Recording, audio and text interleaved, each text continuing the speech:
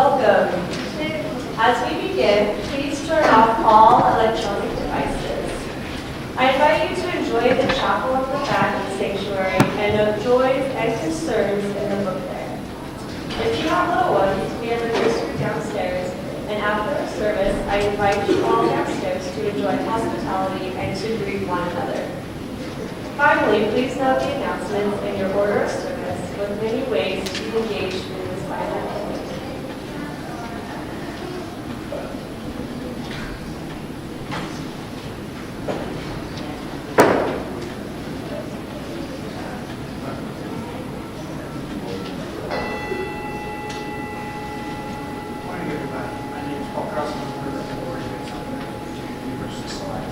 There we go. I always forget this part. Well, I'm glad a few of you can make it because of wonderful weather. Here's amongst you. That's a great new snow up there as we finally go. So anyway, let's get started here.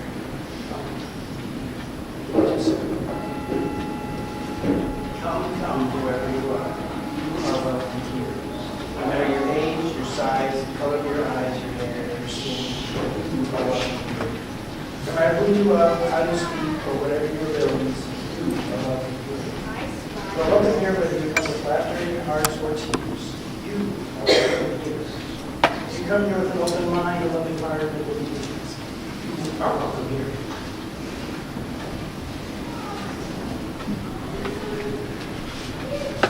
Welcome. I love this kind of day. It reminds me of when I lived in Wisconsin during junior high and high school. And I'd wait, listening to the radio to see if our school was going to be called off, if our bus number was read on the radio, and we could stay home. And so I'm so thankful to those of you who decided to brave this. And we have many who are not feeling well today.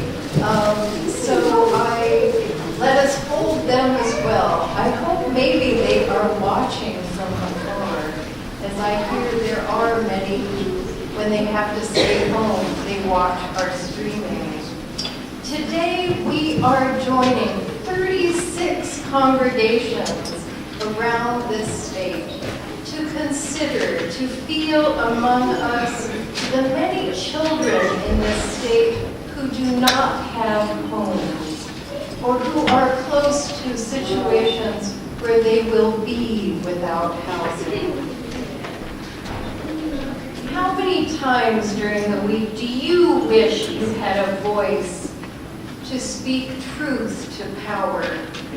Today, we are going to begin with what you want to say to Governor Herbert. We are writing letters during the Story for All Ages, and that isn't very much time. So I am going to invite you to rise in great spirit and to talk about what you want to say to Governor Herbert so you are prepared when we do the letters.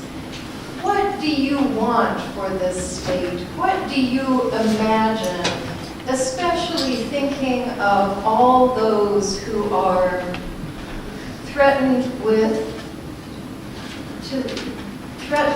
life without a home? And there is not a lot for people to do. We have some shelters, but there is need for so much more. So I invite you to rise and tell each other those things, prepare for the Story for All Ages, and then we will rise in body or spirit once again and sing Gather Here on number 389.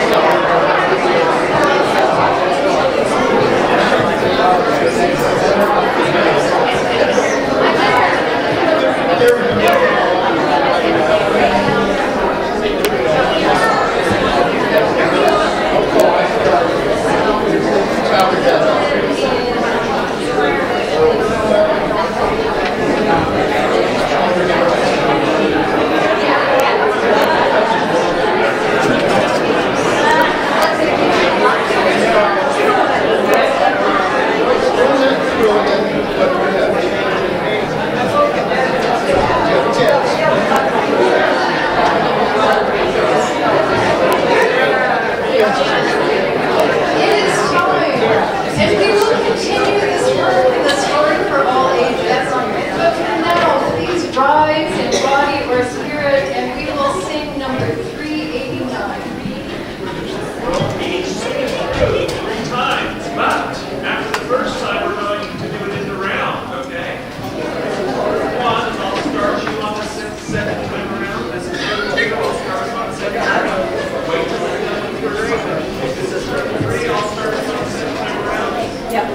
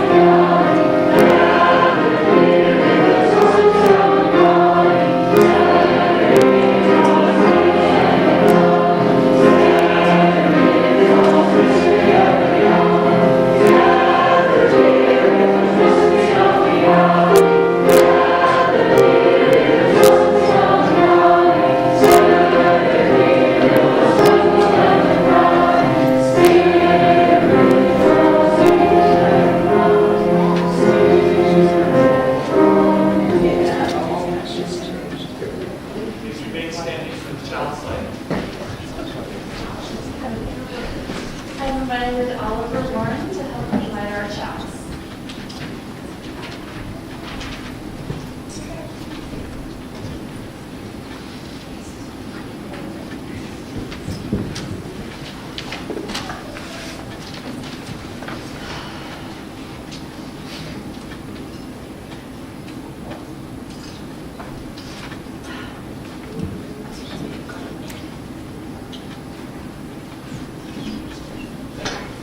Please join us in saying our chalice Bible verse. We light this chalice for the warmth of love, for the light of truth, and for the energy of action.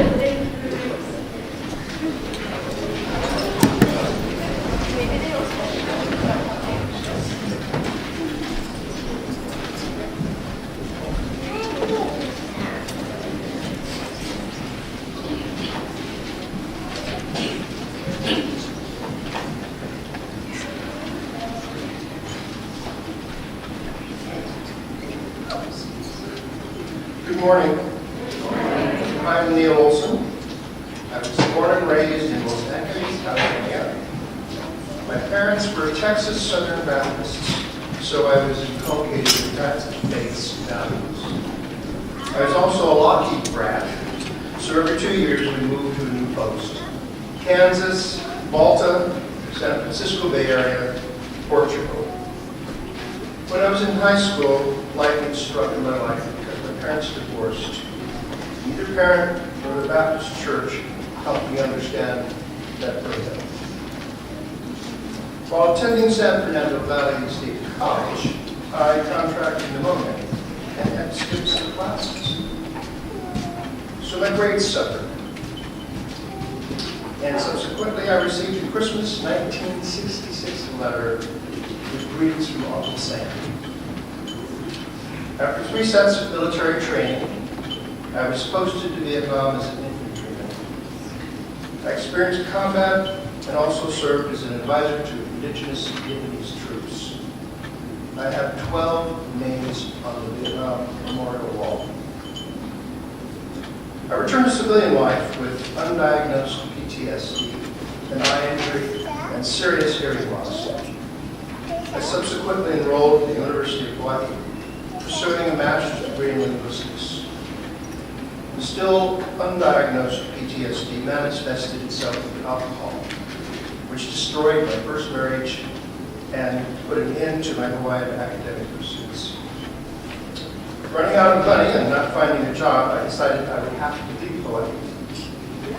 Since I had good friends in Salt Lake City, they encouraged me to relocate to Utah because the job market was better.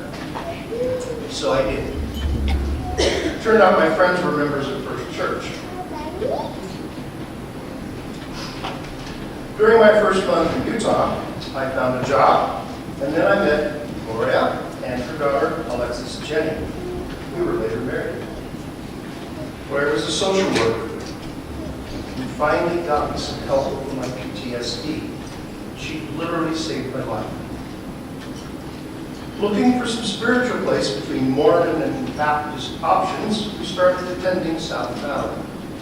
When Barbara was here, and they joined by Bill Hamilton Holway, co-ministers. Unitarian Universalism turned out to be a good fit for our spiritual needs. When Barbara and Bill left South Valley, we did also. 5 years ago or so, we rejoined South Valley and are so blessed to have Patty and Lou ministering to us and our congregation. I try to participate in new activities when I can. My favorite color is orange, and I love ravens, so that's why I'm here.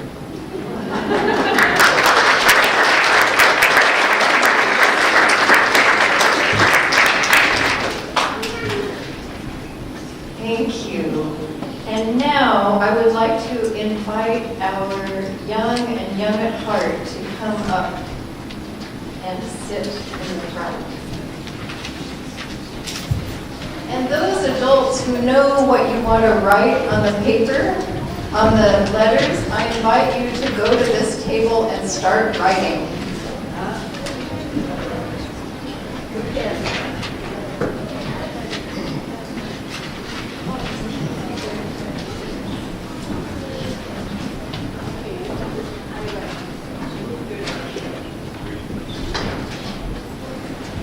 Okay, you guys, today we have a chance to write letters to the governor of the state of Utah and tell him what's on our minds. What do you want to say to him?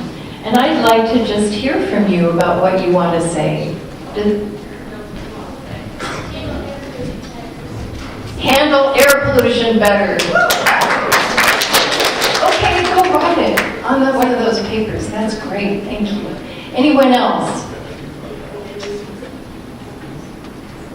Is there anything else you want, like in your schools or around?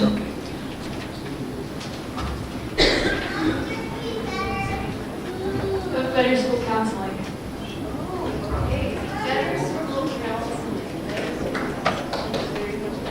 Better school counseling, thank you. Everyone have homes. Everyone has homes. Okay, you guys, go and write those on there. Anyone else? I think I saw another hand. Everyone is able to have money. Buy stuff for them. Everyone. Buy stuff for themselves that they can have so they can live. Like getting food, so everyone has food. Thank you. Everyone has enough money for food. Wow. Do you know that sometimes at this church we put together backpacks for children on the weekends because they don't have enough food during the weekends? Yes. I want to have better air pollution. Wow, thank you. We want to have better air and no pollution. Thank you. Could you have somebody help you right over there? That would be perfect. Anyone else here? Should we move out there? You're thinking, okay. Anyone out there have something they have on their minds for our governor? Okay. Jordan Roberts says Medicaid expansion. I'd love to hear that. Oh, that's all I want to say. Anyone else? Access to medical cannabis. Wow, access to medical cannabis. Did you have one now? People will always be healthy. Okay, that people will always be healthy. Yes. So you guys write on the paper. Oh, you can't walk. It's okay. Sorry. Getting a little micromanaging going on here. Okay. Thank you. I'm sorry. David Vickery. Better financial support for public schools. Thank you. Thank you. Other things. Liz. I think public transit should be free on red air days so that people will not get there. That's a great idea. Other ideas out there? Cammy has one. Or was it, whose idea? Thank you for the task force that was just created to prevent teen suicide in Utah. I don't agree with it very often, so I do let them know. Thank you, yes. So please put that on the letter, okay? Any, yes? Somebody over here first. Rehabilitation, especially for criminals. Oh, thank you, rehabilitation.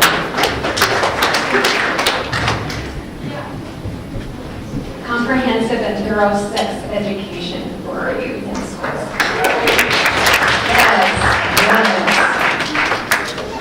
Tina. My neighbor. Your neighbor, Tara. Excuse me. Sorry. Tara, what would you like? I would like better paratransit for people with disabilities because the system could be improved and make people's lives a lot better. Yes, yes, yes. Anybody else with a raised hand? Sorry. So I believe that we should have more respect towards low-income people shown by the governing body and not denigration of low-income people. Thank you. What would that look like? Not blaming them for having no money to pay rent because they think they're lazy. Instead, understanding that they're having 2 jobs, 3 jobs, just trying to pay their bills. Thank you. All of these things have got to go on this letter, and I stopped pushing people, but please write them on the letters. Free college.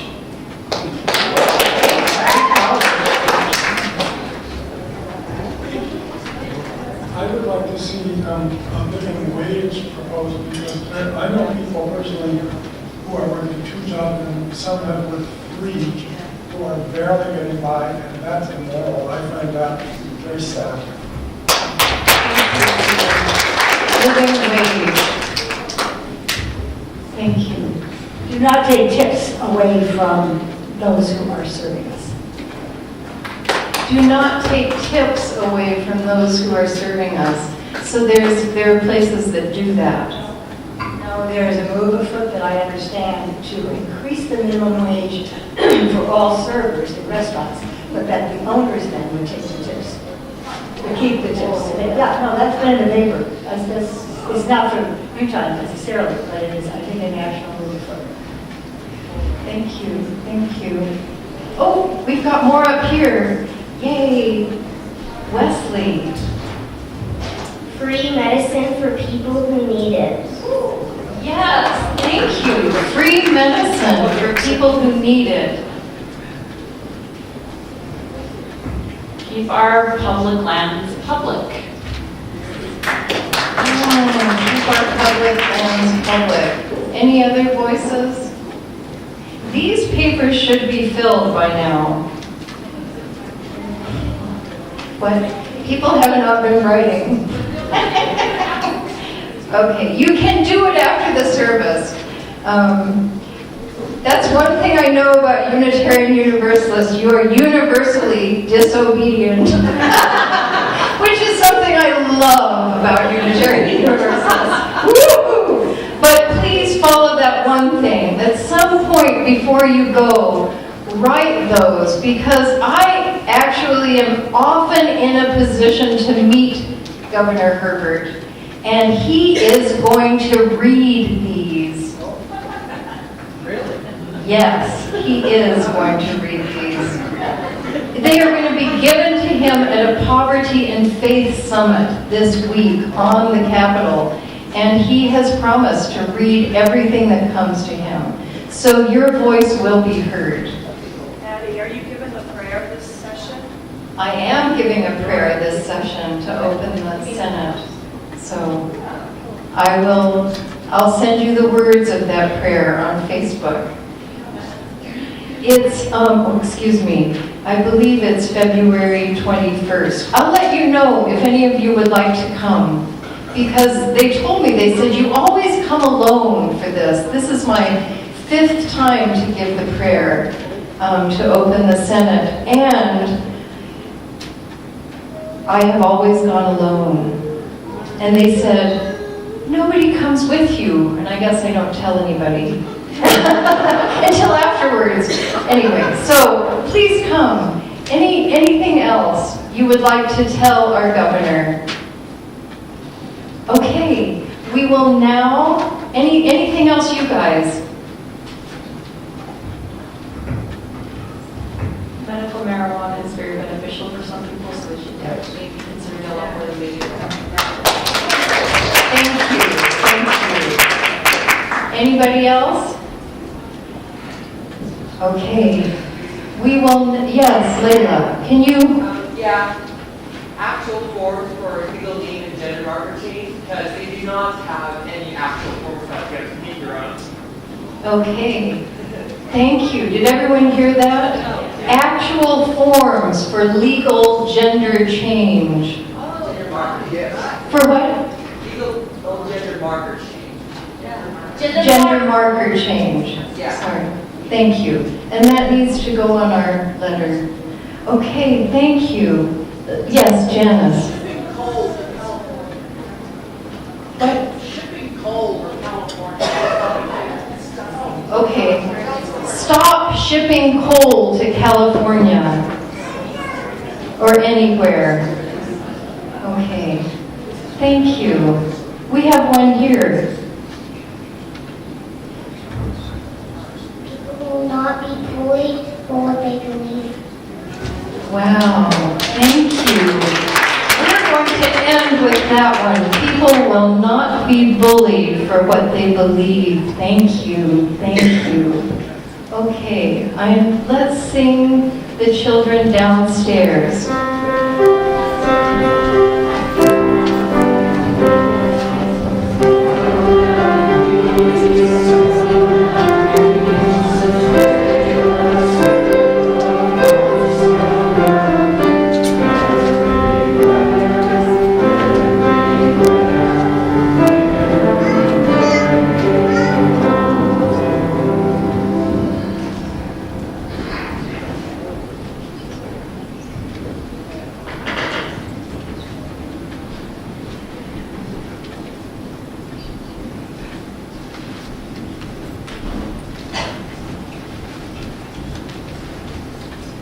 Service is going to be accompanied by the happy sound of pens writing the things that have been said. I hope that somebody wrote down what these children said. I invite any of you who remember those things. I'm not in a position to do that. But I would love for you to write those things and make sure that they're part of these letters. And if they're written twice, all the better. So I invite you now to a time of silence. Let us breathe together and hold as we always do. Let us hold this community.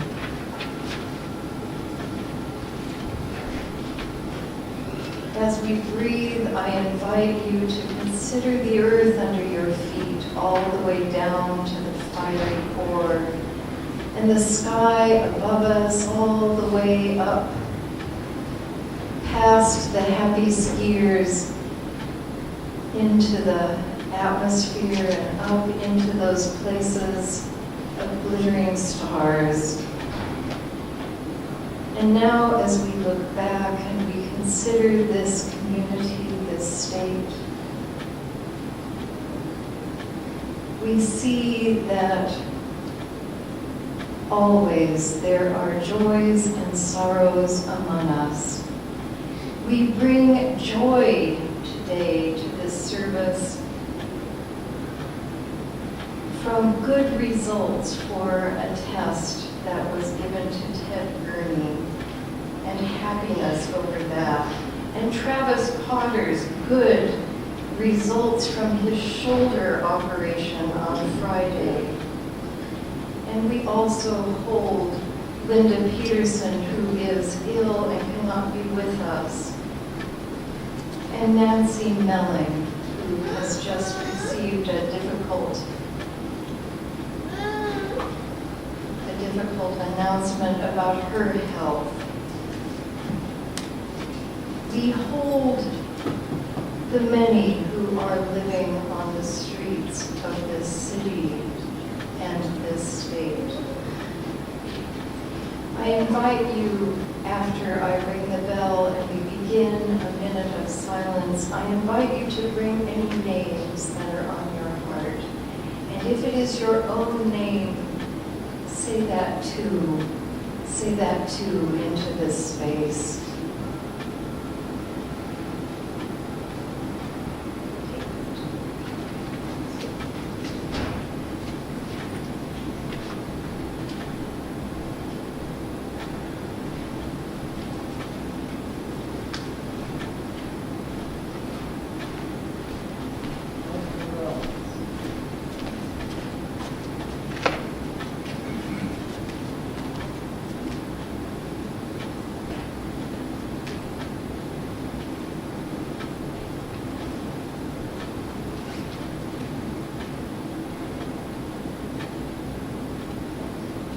Arlene.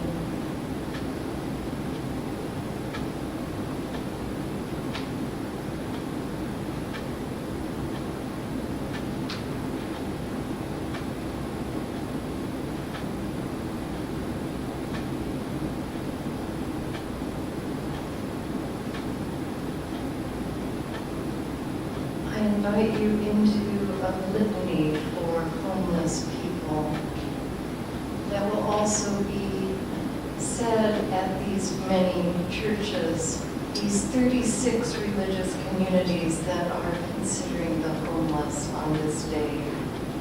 We pray for peace and justice, mercy and forgiveness. Open our eyes that we may see. We pray for an end to homelessness and hunger, unemployment and illness. Open our ears to the cries of pain. We pray for those living on the streets, huddled in overnight shelters, and living too many to a room. Move us to serve our sisters and brothers. We pray for the refugees in the world, those gathered in tent cities, walking the face of the earth, and without a country to call home. May we welcome them with open arms. We pray for communities and people that serve the homeless and refugee. We give thanks for their ministry. May we support their ministry in deed and prayer. A prayer from the Minnesota Refugee Services. Amen, and may it be so.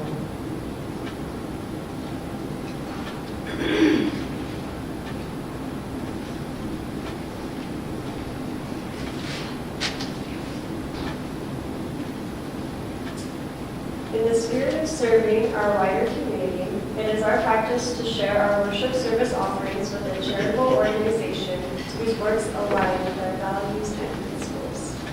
January, February, we will donate half of our offerings to the Healthy Environment Alliance of Utah, Heal Utah, harnessing the power of grassroots advocacy and smart policy research.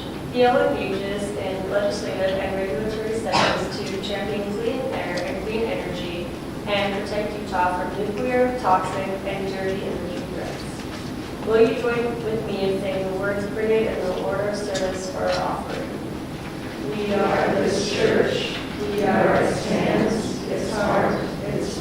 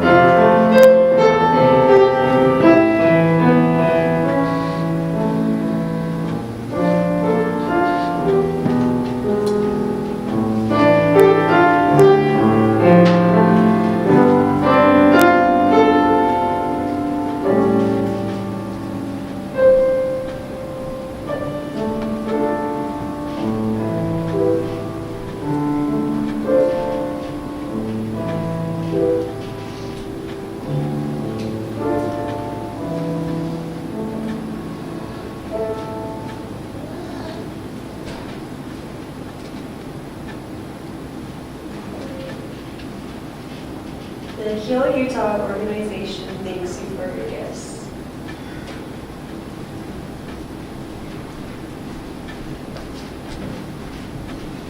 Good morning. Morning 10264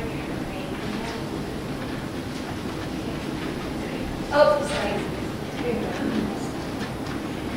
I'm tall, so yeah. Number 664 in your grade.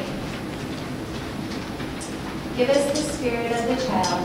Give us the child who lives within. The child who trusts, the child who imagines, the child who sings. The child who receives without reservation, the child who gives without judgment. Give us the child's eyes, that they may receive beauty and perfection, to say, give us the child's ears, the way we may hear the music of mythical times. Give us the child's heart, that we may be filled with wonder and delight. Give us the child's faith, that we may be cured of our cynicism. Give us the spirit of the child, who is not afraid to need, who is not afraid to love.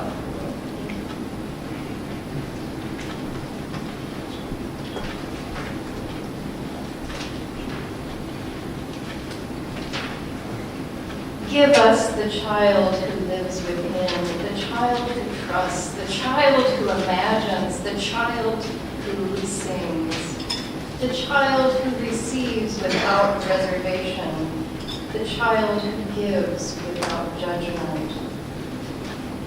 These are some of the qualities of childhood that we want to protect in our children.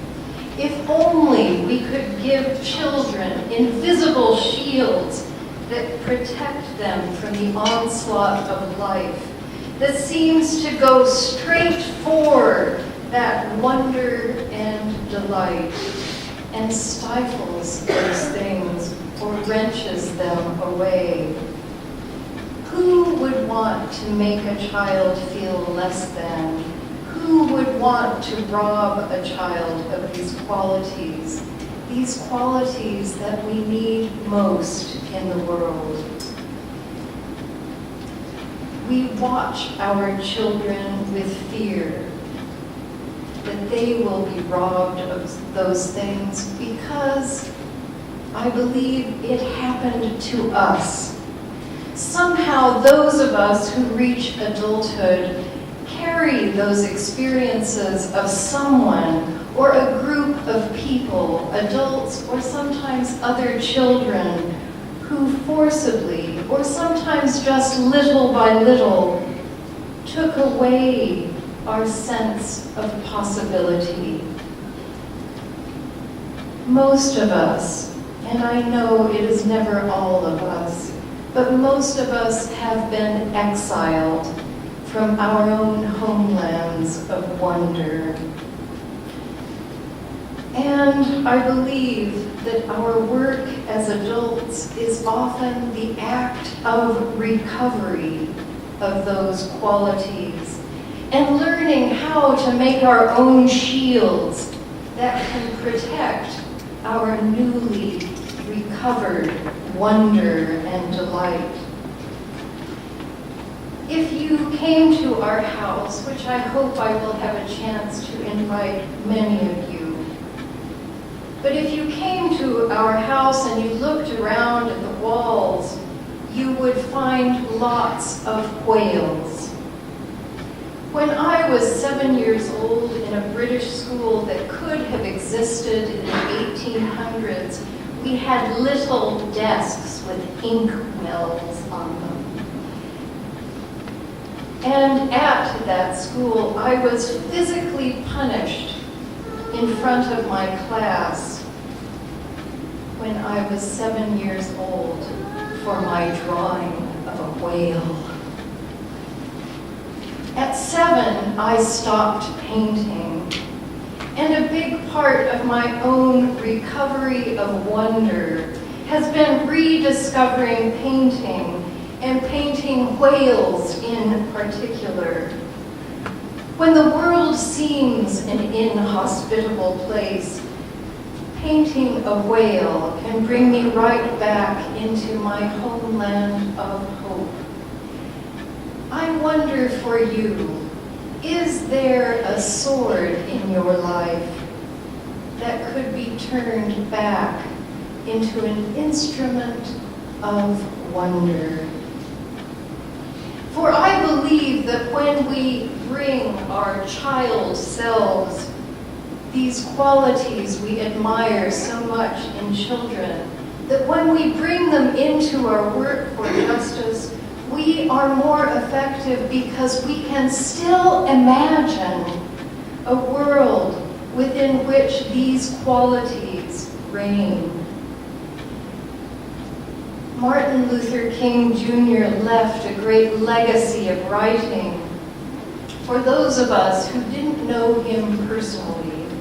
And for those who were lucky enough to spend time with him, he left another legacy, a legacy of dancing and singing.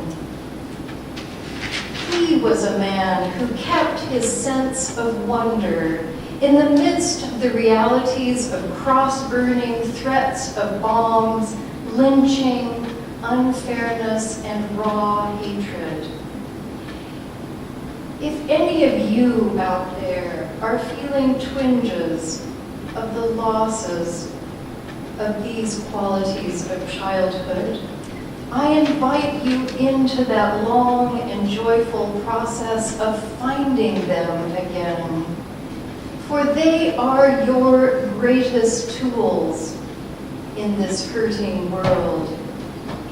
They will give you eyes to see in a new way. This world needs your vision. This community needs your vision.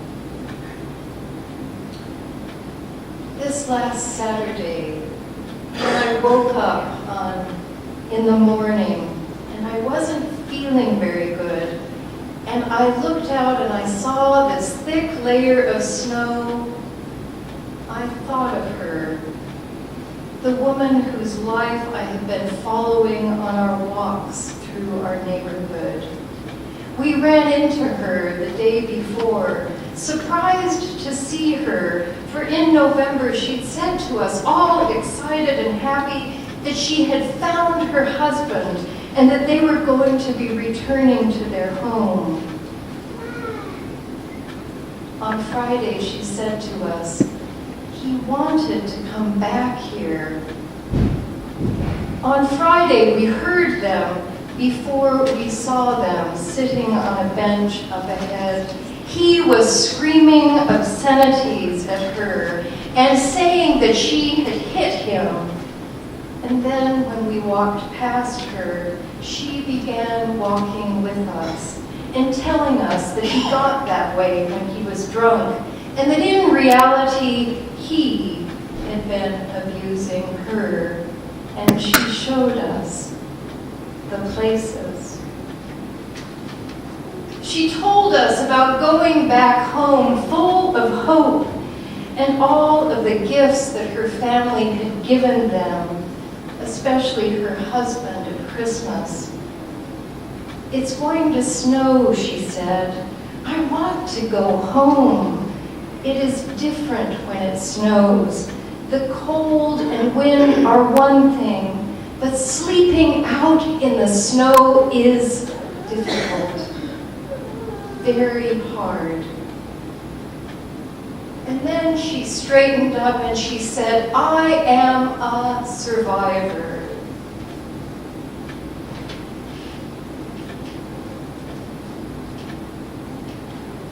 Talking with her, I could smell alcohol, and I could feel in the way that she kept looking around to see if her husband was following us, that leaving him would not be simple. It wasn't a matter for us to fix and drive her to a shelter.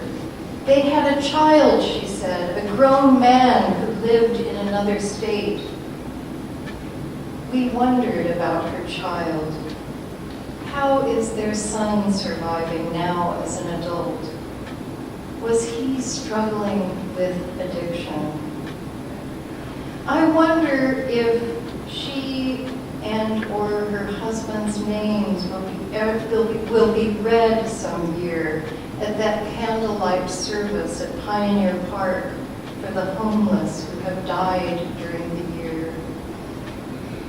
And I want to imagine a world where she and her husband can at least have access to the opportunities to build a new life. That is the world that we must build in this state and in this world.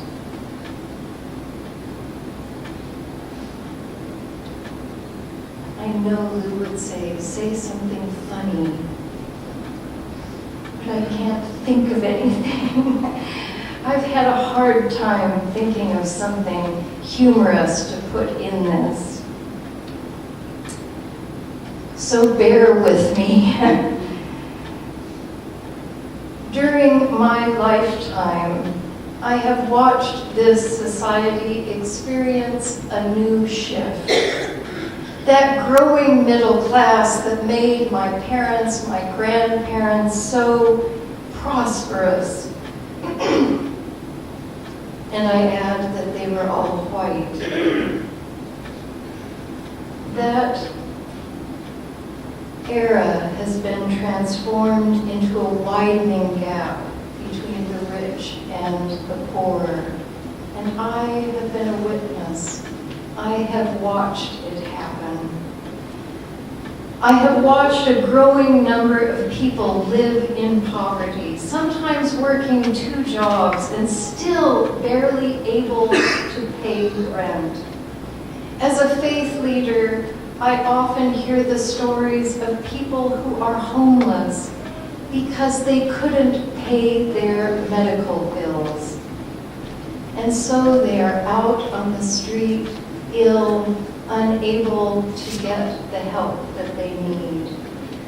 My fellow pastor, Vanetta Galton Wilkerson, has a family in her community who are homeless.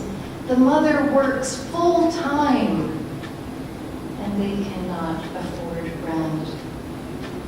So in this moment, I am asking you to take a leap of imagination with me and consider that you lose your job, the one that gave you insurance. Your spouse works for the minimum wage.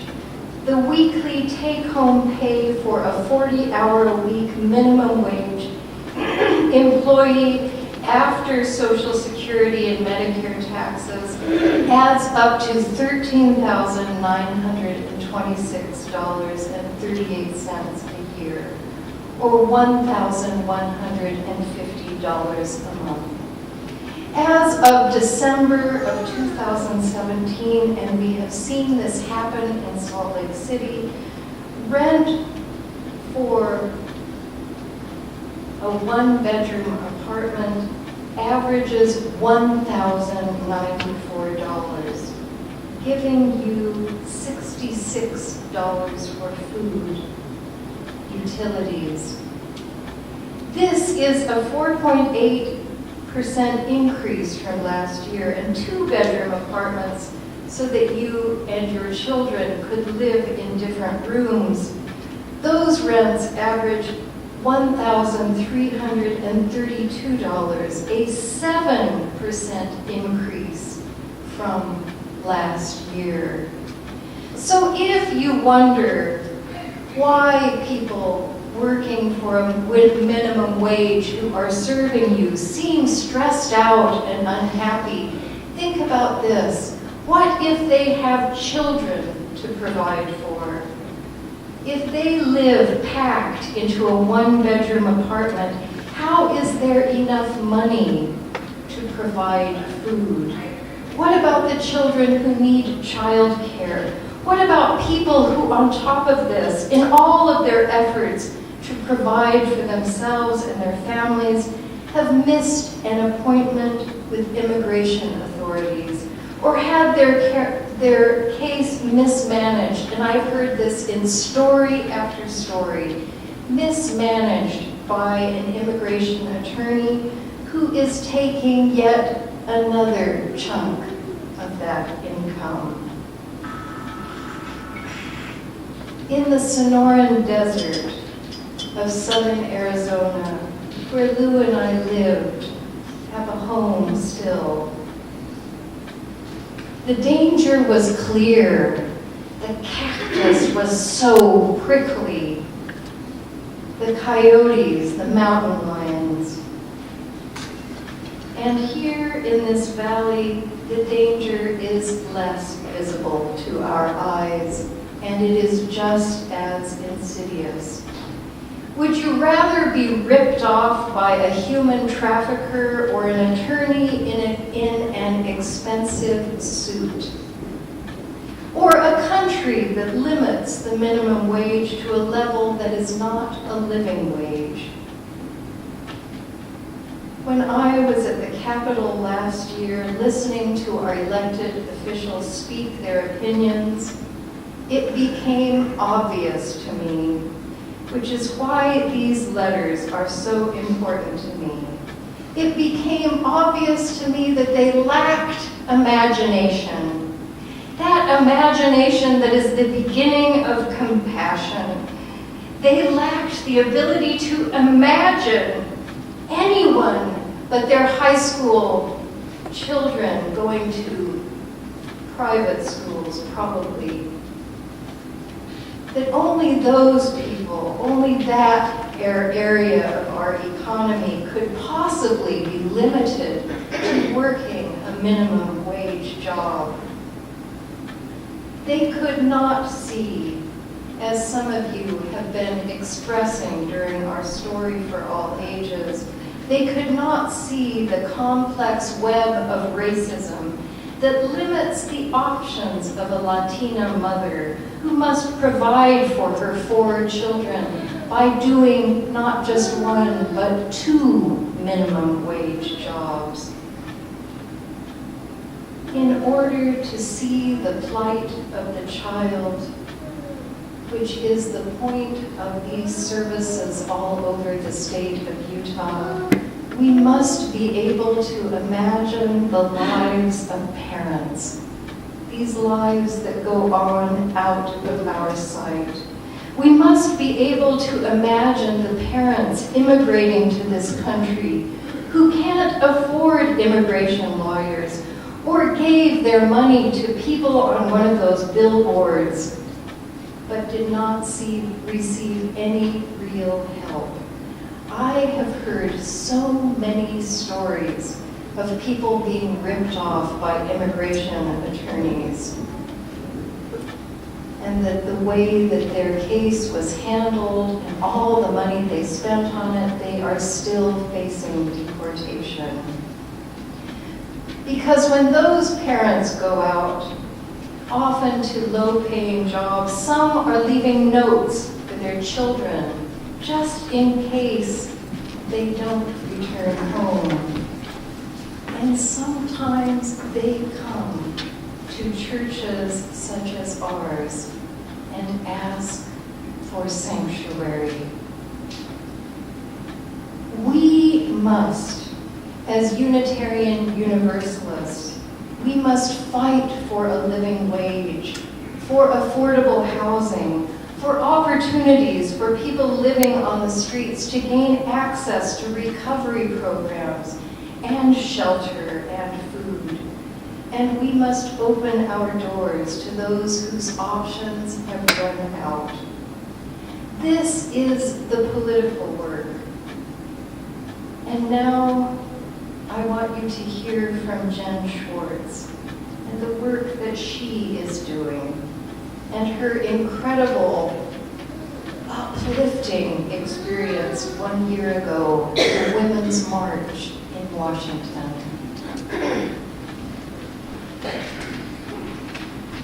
Good morning. So yeah, if y'all didn't know, it's the 1-year anniversary of the March in DC. And so a year ago, I was on the streets of Washington. I was there with my mother and a few friends of ours, and we found out the next morning at a Unitarian church service in Maryland that there were an estimated 1 million women and men on the streets of Washington, D.C. Amazing, right? There were 4.5 million people around the world who marched on that day. And I heard last night on the news that there was an estimated 5.5 million people who marched yesterday.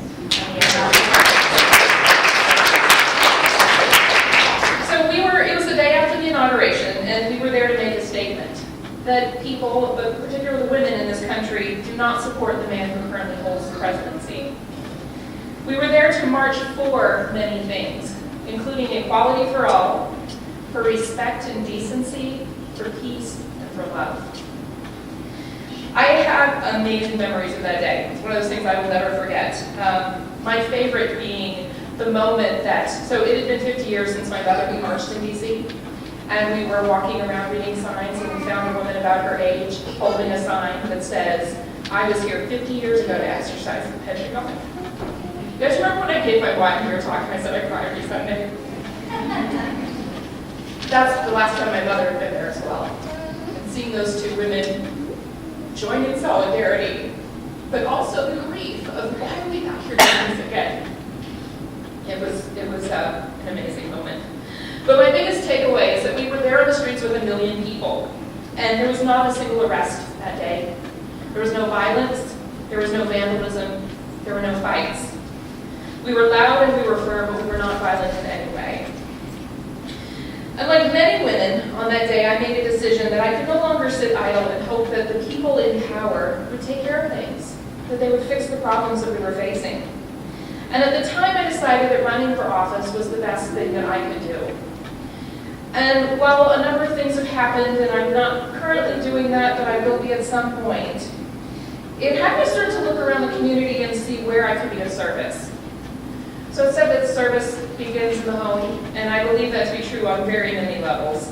So one of the things I did was to join the Utah Stonewall Democrats. And if anybody doesn't know, that's the LGBTQ Democrat caucus. And on the third Sunday of every month, we gather at the Volunteers of America Homeless Youth Resource Center downtown on 4th West to cook breakfast for the teens that have spent the night there and the teens that come in off the streets. So once a month, one of my children and I get up really early while it's still dark, and we drive downtown from South Jordan, where we join the Democrats to cook. We make eggs and bacons and pancakes, and we often serve pie for an appetizer. Because as Becky Moss says, if you are a kid living on the streets, you deserve pie for an appetizer. These teens are at the shelter for a lot of reasons, and we never know who's there for what reason. I have to assume statistically that a large number of them are queer youth who have been kicked out of their homes for that reason. But what I do know is that they are some of the kindest, most polite, most engaging, most positive, and most vibrant teens that I get to participate with in my life. And they can really put away a lot of food. So my journey led me from the streets of Washington, D.C. to a kitchen in downtown Salt Lake City, where I get to make a difference with Utahns who not only don't have food on the table, but literally don't have a table on which to put the food. So I just ask you to look around yourself and see where you can make a difference. I know there's a group here that does this, I believe, on the third Saturday of every month as well. So join Unitarians and cook breakfast down there. Or find somewhere else that you can provide food, service, or other support to those of us that are most in need. Thank you.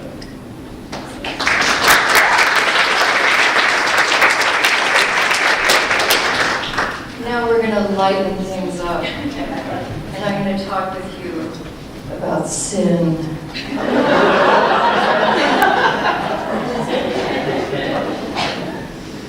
A famous theologian, Paul Tillich, looking at the suffering of this world, came to define sin as brokenness. He saw sin not as what people do that's wrong, the definition most of us grew up with and felt plenty sinful about. But he saw it as that chasm that separates, and the things that we do that separate us from each other. I think that there is a lot of sin in the world right now. And someday I'll do a whole topic on the sin I see in this world. And today, what I'm talking about is the brokenness that I see all around us, that separates us from people who are homeless, that separates teens from their families, people from the country that has become their home. I see sin as that separation of us and them. On our morning walks up ahead, Lou and I often spy groups of 5 or 6 people spread out on the stairs of a place of business with backpacks. Sometimes to the side are shopping carts piled with possessions. As we see that in the distance, our bodies resist moving ahead. We seem to just want to head Louis on a different path that doesn't go right past them. And with rare exceptions, we've decided not to let ourselves avoid the people up ahead. And that is how Louis has made so many friends, and how we have come to accompany, in a very small way, a woman in distress. We know we cannot change her situation. We cannot make it better, but we can be with her. We cannot turn away. I encourage you to consider all the political work you can do. And please come to the sanctuary training we are having today, right here. And I bid you notice the brokenness in your life, within yourself. Find your whale. And I invite you to look at the brokenness between yourself and others. Consider reaching out across the chasm. Sometimes all we can do is to simply not turn away. And did I say there is a training today to learn how to support a mother who faces danger in her home country, a mother who wants to keep her children safe? Imagine her, open your imaginations to that woman at this moment, the future stretching out unknown. Can we as a community offer a light in the distance, a promise of safety? I leave you with that question. May it be so. Amen.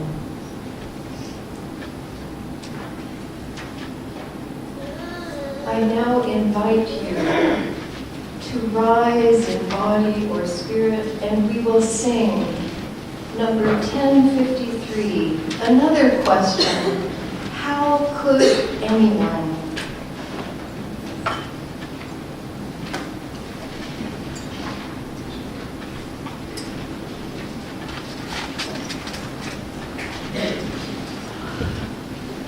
Thank you.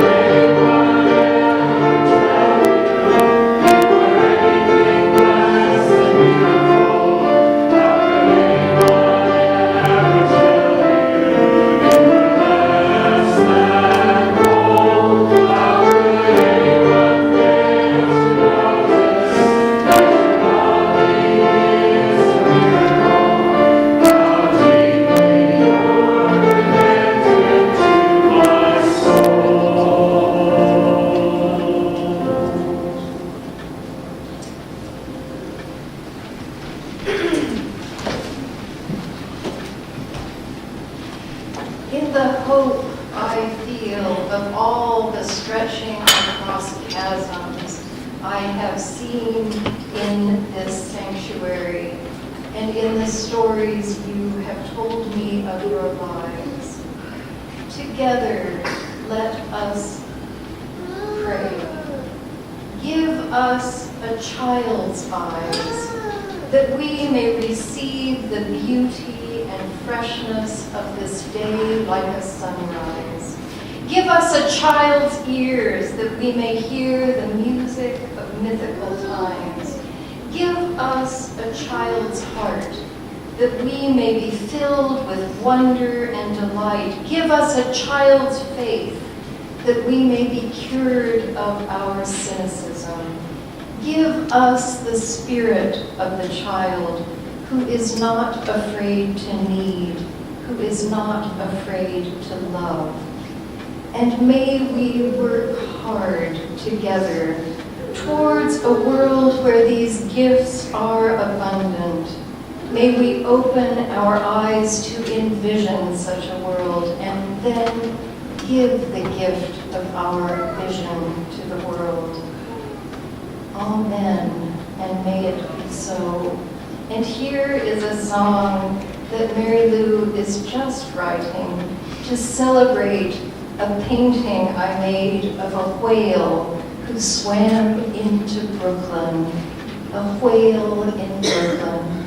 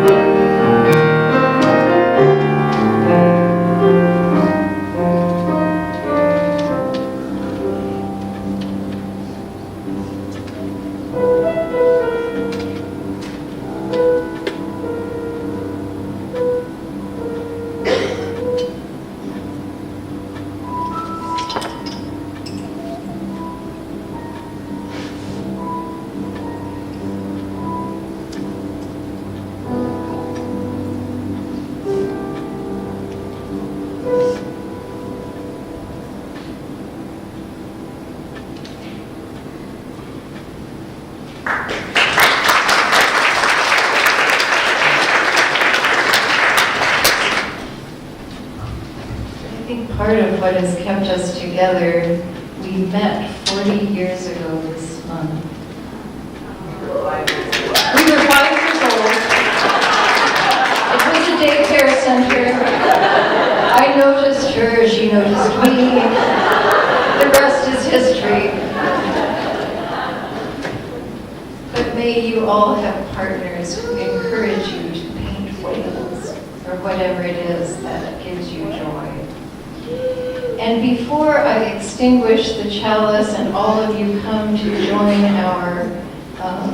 our discussion of sanctuary and become trained to help in this effort, I would like to invite any of you who are out there, who are visiting, if you would like to introduce yourselves, or if you haven't been here in a while, this is a good time to introduce yourselves again.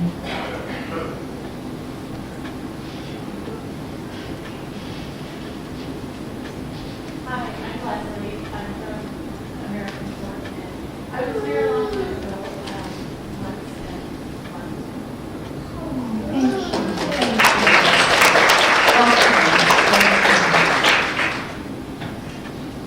Yes. Hi, I'm Brian. I brought my kids here today, and I grew up UU in Wisconsin. And we recently moved from Michigan here, and our congregation in Ann Arbor was fantastic. And I'm really trying to find a good home here.